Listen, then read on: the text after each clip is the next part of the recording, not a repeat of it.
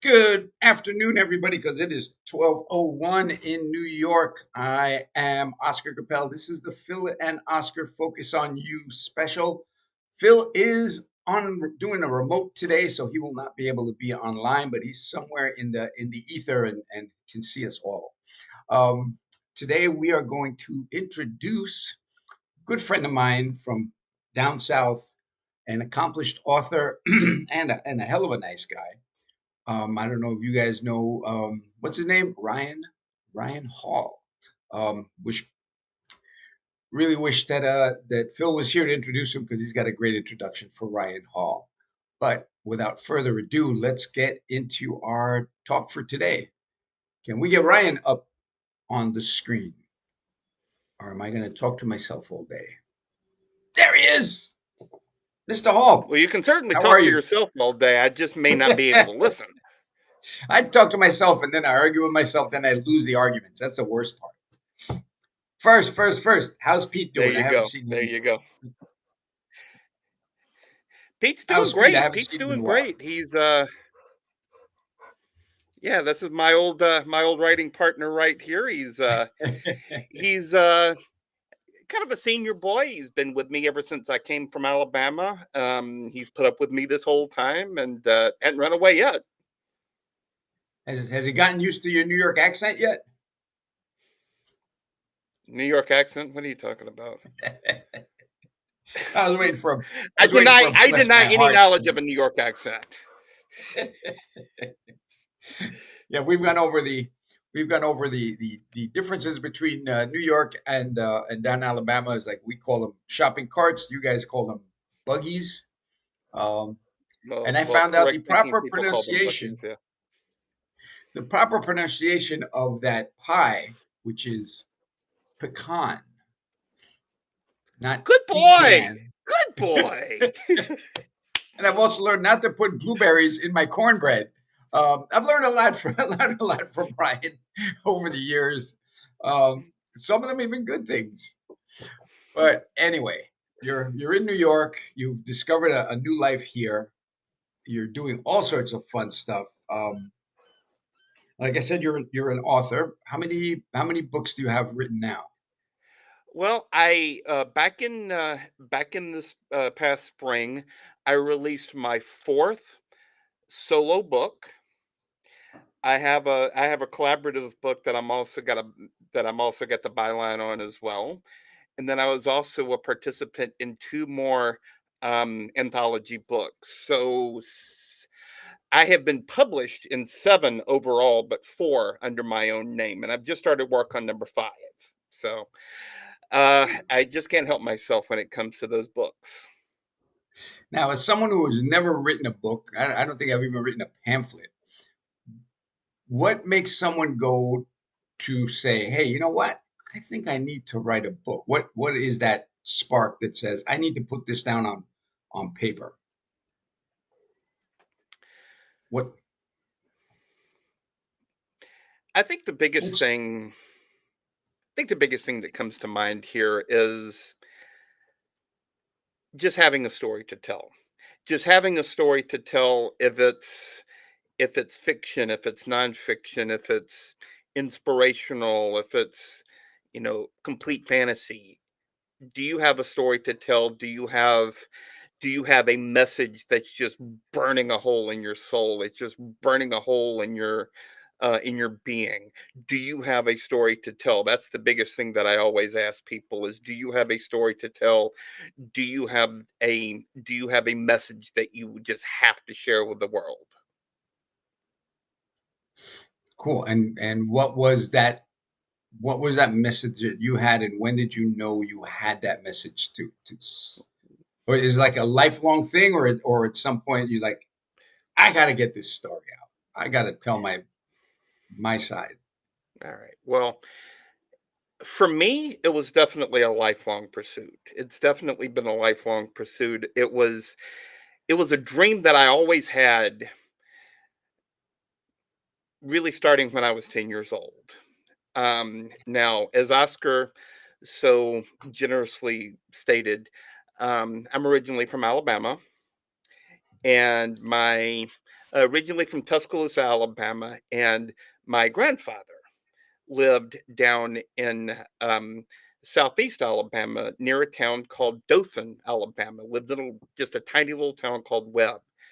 And my grandfather was was an award-winning farmer, and just like he won national awards for this. Even kind of earlier in the year that I turned 10, he was invited to Minneapolis to receive an award from Vice President George Bush. So he got to meet Vice President George Bush. But um, during that summer, my grandfather raised corn, peanuts, soybeans, just really a lot of different kinds of things. Also did livestock as well, but his bread and butter were peanuts. And that summer that I turned 10, which would have been 1987, do the math, I was very dry. And granddaddy had these long irrigation rigs, like 20, 30 yards long, just like all down the field. And it was fed by a nearby lake. And there was this patch of peanuts that was dying. And he couldn't figure out why. So his suspicion was that the irrigation, which was set on a timer, wasn't working. So he invited my sister and me to ride over there with him when the timer was set to go off. Now, on as we were waiting, there were a ton of lightning bugs out that night. Just a ton of fireflies. And this man had me so convinced that these lightning bugs were this race of alien monkeys that had been put on this planet to sabotage irrigation equipment, that I just had to do something about it. That it was just really burning at me, that I just had to do something with it. So I begged my mom to help me write it. Um, I did some crude drawings. My dad typed it up, and we gave it to him for his birthday at the end of that August, and he loved it.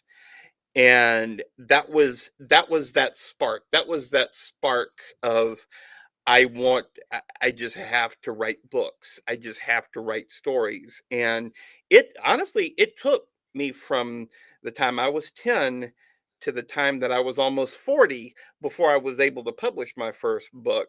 But it was a lifelong dream that I just never let go of. That's wild. See, that's a different personalities. You took that situation. It's like I'm gonna write a book about it. I would be looking for a tennis racket and try to wipe out as many of those monkeys as I possibly could. So it's Well, that I it's mean, a I, violent Bronx nature of mine. that rapier wit that you like to talk about so proudly. um, It's like I bet you I can kill about 1,000 of these guys with a tennis yeah, racket. So yeah. yeah, probably. But So that was your my first. I'm sorry, that was your first book, basically. The Firefly, the flying monkeys. Maybe you gave idea to the Oz book, Flying Monkeys. There's a thought there, or yeah, maybe you got it from there. That little plagiarism with the flying monkeys. You added the I light think part to I think he honestly, I think he probably got it from there. He probably stole it from the Wizard of Oz. so you come from a long line of plagiarists, is what you're telling us.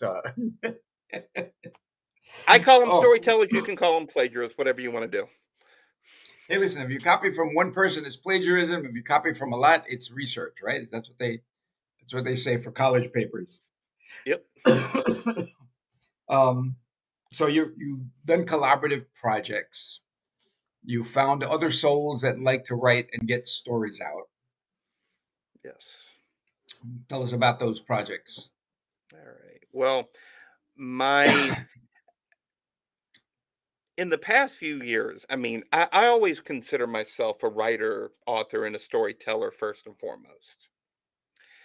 But in the past number of years, I have been working with other authors and other storytellers to help them get their books out into the world, to help them get their stories out into the world.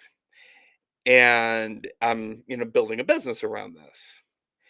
And the first commission title that I had was A Girl from Southern Boulevard, which was written by a mutual friend of ours, Coach Glow. And it was just an incredible process helping her kind of refine her incredibly powerful story to to really speak to the people in her community and her recovery community. And we are going to be doing that book in Spanish, by the way. We've already got everything kind of Wow. laid out. We're just kind of working on the time to be able to. I didn't translate it, by the way. I took 2 years of Spanish in college and it didn't help. But we're going to be publishing that here probably in the next couple of months, I'm thinking. Um, but we did that. I've done a children's book satire, which was really fun. I've and the a project that I took on towards the end of 2023 was something that had been really building in me for several years. And the book is called The Expanding Man Chronicles. Now, what the Expanding Man Chronicles is, it's a collaborative book where me and six other men from six walks of life, from seven walks of life, we combine, we're telling our stories of what it means to expand our definition of what it means to be a man in this world. And this book was incredibly well received. It's been, it's probably my highest reviewed book on my Amazon page. And it's been it was just a real kind of labor of love. I'm going to be doing a volume 2 of this. I'm accepting applications for that for the spring of next year, for the spring of 2025. But one of my authors from that book is he's a fellow coach. His name is Steve Strother. Now, kind of towards the end of that process, towards the end of the Expanding Man process, he came to me and said, "Ryan, I've got this story that's just kind of this book I did that it's just been kind of chewing at me." And this was like a year ago, November, that we started working on this. And we're working on the final edits of his book right now. And his book is Cool. called The Love Intention: One Man's Treasure Hunt for Life's Big Adventure, for Life's Big Answers. And the book is essentially it's slice of life stories from his life that really show that love is everywhere. You just have to be able to you just have to be able to be able to see it not just with your eyes. You have to be willing to feel it. You have to be willing to kind of experience it.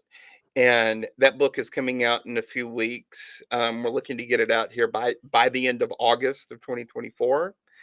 We're kind of running into some technical issues that may take a little bit of time to work out, but we're you know we're just about set to drop that into the world. So I'm really excited about that book, and yeah, just got a lot of things going on here with Royal Heights Media.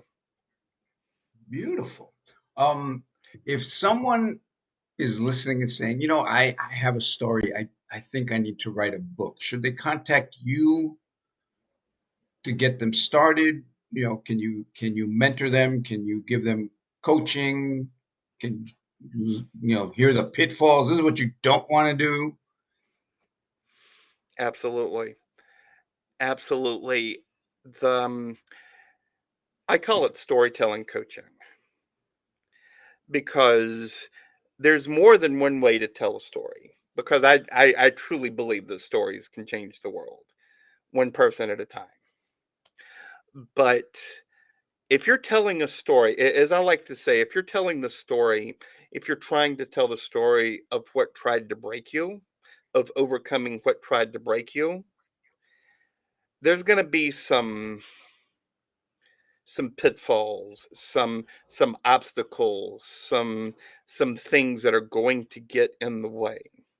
I like to call it rubble, right? Just imagine that you've got the rubble of like a destroyed building. You're climbing out from under that rubble of all the trauma, all the stuff that might have happened to you. You reach you reach daylight, but then rubble starts falling on top of you. During the process that how I support people in finding their voice so that they can tell their story, is I help them get through this rubble. I help them get through the inevitable pitfalls, the inevitable fears, the inevitable anxieties that may start to come up when you're being just super vulnerable about your life. I mean, I've got plenty of experience in this, and it still gets me. So I'm definitely not immune to this, but I also know how to get through this. And especially if you're a first time author, if you're a first time storyteller, if you're a first time of somebody who is just telling something, again, just telling the story of what tried to break you, there's going to be some fears that come up. There's going to be some anxieties that come up. There's going to be some worries that's going to come up. I help you get either through, over, or around those obstacles, because they are going to come up. It's inevitable. Yeah, that's how you start to find the that voice in your head with all the problems that's been sitting there going, I'm going to come out soon, and here I am, and that's so. How does somebody reach you if they want to start thinking about doing a book or thinking about doing this or actually starting their first book?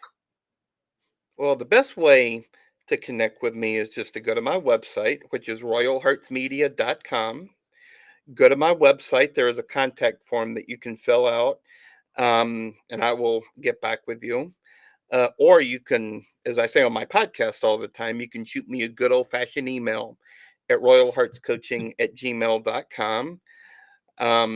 So yeah, that's definitely the two best ways to get in touch with me. But if you go to my website, you can also see examples of not only my books, but the books that my clients have put out.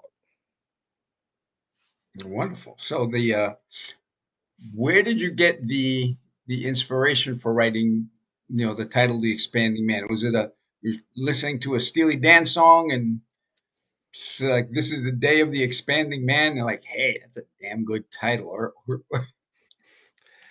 You Oh, completely we're gonna stole make it to my the thunder. You plagiarism. completely stole my thunder, Oscar. Dang it. Um, but Which I've yes, been known to that do. one of the reasons why I love you. But the Expanding Man Chronicles, it was that title. I mean, obviously, Deacon Blues is one of my favorite songs of all time. But that title, I think, really came to me at a kind of a dark time in my life. Like I had just been let go from what I thought was my dream job. It was, kind of a surprising thing, but had just been let go from what I thought was my dream job. I was really at kind of the edge of my wits, so to speak. And I just kept hearing that line over and over again. And this is the day of the expanding man because and I mention it in my chapter in this book. But there is a line from that song that I think really speaks to what I was looking to accomplish, not only with that book, but with this movement. And that line is, "This brother is free." To be able to get past, to be able to get free of the fear and the anxiety and of the depression and of the mental health stuff that I still struggle with, to be, to be quite transparent on that. But to be able to get past that, to be able to use my platform as a man in this world to really show people, and also the other incredible authors in that book, but to be able to show people that there is more than one way to be a man in this world. There is more than one way um, to be a man in this world, and that's just simply something that I am just just crazy passionate and um, just really am in love with, is just using my platform as a man to show the world that there is more than one way to be a man in this world. Expanding our definition of what it means to be a man. That's what I did, and that's what we did in book number one, and that's what I'm looking to do in book number two. You're you're beating on the line of the toxic male. It's like, wait, there's a lot of layers here. You just can't pick one title and just put everybody under that umbrella. Here's a book that explains how many different layers we have, how we are expanding. And again, that I love that Steely Dan song also. It's and the whole song, if you go through the lyrics, it's all about breaking through and let me see if I can find one line. Um, I'll make it this time. I'm ready to cross that fine line. It's like Yes. this is it. We got there's a line in there. I got my back to the wall. Um, all of these things. I could see why this song was running through your head at that time. I remember the phone call afterwards, because I knew you before you got that job, and like, oh man, I finally got this job I wanted to do, and you're there, and then it you know what, it wasn't for you. It No. You needed to be released from that job to do what you're doing. Otherwise, you'd be writing somebody else's story now. And we'd be poorer for it because we wouldn't have these books available.